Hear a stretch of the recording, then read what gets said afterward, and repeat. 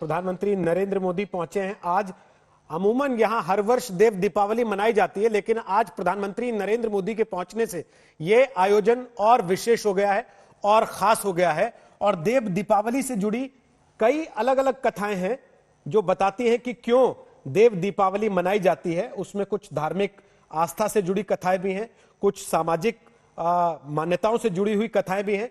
लेकिन इस बार की खासियत यह है कि 84 घाटों को दीपक और रोशनी से सजाया जाएगा और 15 लाख से ज्यादा दिए एक साथ जलाए जाएंगे। ऐतिहासिक भवनों पर, गंगा पार, कुंड तालाबों पर आज दीपदान किया जाएगा। मालिनी जी कुछ सुनाना चाहेंगी इस अवसर पर, क्योंकि आप हमारे साथ हों और हम आपसे कुछ सुनाने को ना कहें तो अन्याय हो जाएगा फिर दर्शकों के साथ भी। सबसे पहले तो मैं रोहित जी, मैं श्वेता को भी सुन रही थी और आप अभी जो पूरा नज़ारा दिखा रहे थे, जो चर्चा कर रहे थे, मैं उस पर दो बात ज़रूर कहना चाहूँगी। अभी आपने जो काशी विश्वनाथ मंदिर के जो कॉरिडोर, विश्वनाथ कॉरिडोर के निर्माण और मंदिर के पुनरुद्धार की जो पूरा परिसर है, ये वास्तव में एक असाधारण घटना है। मेरा काशी से बड़ा पुराना संबंध है। मेरा बचपन मिर्ज़ापुर में बीता है और काशी से तो करीब 30 साल से 35 साल से जुड़ी हूँ। जो कोई भी बाबा विश्वनाथ जी के धाम गया है और आज जो वहाँ की स्थिति है, वो उसकी कोई कल्पना भी नहीं कर सकता। और मुझे लगता है कि 2014 में जिस समय आदरणीय प्रधानमंत्री जी ने घोषणा की थी कि वो काशी से चुनाव लड़ेंगे, बहुत सारे लोगों ने इसके राजनीतिक अर्थ लगाए थे कि यहाँ से पूर्वी उत्तर प्रदेश और बिहार दोनों पे प्रभाव पड़ेगा। लेकिन इसका सबसे बड़ा संकेत यही था कि धर्म और संस्कृति का प्रतीक है काशी, और वहाँ से यदि वे चुनाव लड़ने का यदि निर्णय ले रहे हैं तो इसका अर्थ ये भी है कि यहाँ पर उनको बड़े हित भी साधने होंगे, बड़े कार्य भी उनके द्वारा संपन्न होंगे।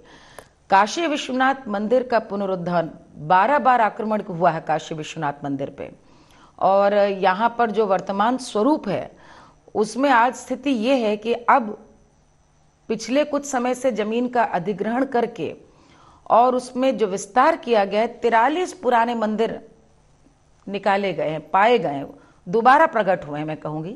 और इन 43 मंदिर में 10वीं शताब्दी का, 11वीं शताब्दी का मंदिर है।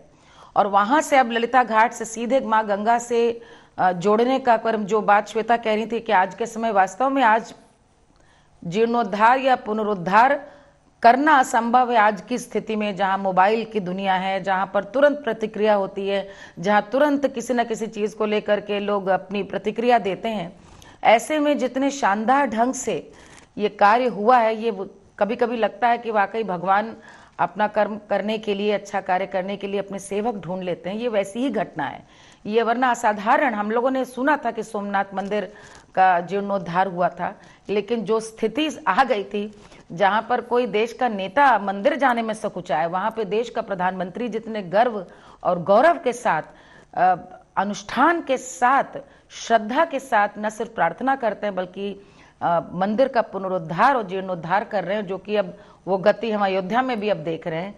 ये वास्तव में मन को बहुत शीतलता और बहुत संतोष देने वाला दृश्य है।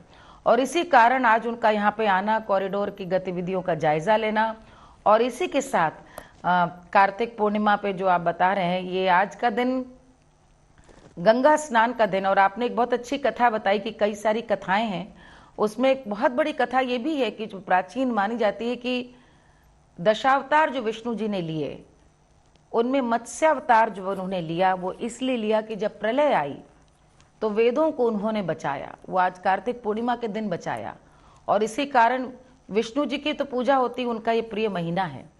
और विष्णु जी की पूजा लक्ष्मी जी के संग होती है। लक्ष्मी जी साफ सफाई से ही प्रसन्न होती हैं। इसी कारण आप देखेंगे दीपावली हो या छठ हो, आज भी उस हर जगह सफाई का बहुत ध्यान रहता है। सफाई के बाद ही शोभा दीपक प्रज्वलन करने से होती है। तो आज के दिन स्नान और दान, इन्हीं की परम महिमा है। आज का ये जो दीप जल रहा है, मैं मनाती हूँ और प्रार्थना करती हूँ कि ये दीप आशा का हो। ये दीप आज इस प्रकार का जले कि सारे कष्ट, सारी नकारात्मकता इस सृष्टि से उसका लोप हो जाए। मैं आपको कुछ आज जो सुनाना चाहूँगी, भज मन पंचमुखी परमेश्वर, भज मन पंचमुखी परमेश्वर, महादेव शंभो महेश्वर, भज मन पंचमुखी परमेश्वर।